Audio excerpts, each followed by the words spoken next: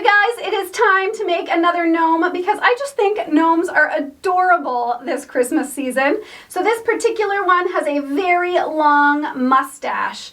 So I hope that you'll enjoy making this tutorial with me. Oh, and as always, check out those links down below. I have a whole bunch of different tutorials linked down there, as well as some fun Christmas shopping coupon codes. So let's get to it.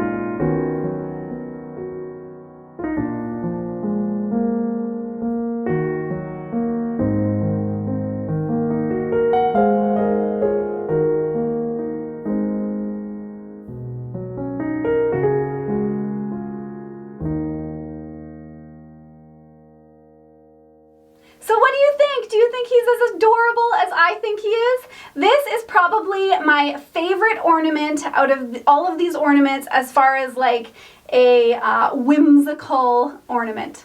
So I hope you enjoy making it, and I will see you tomorrow for the next ornament.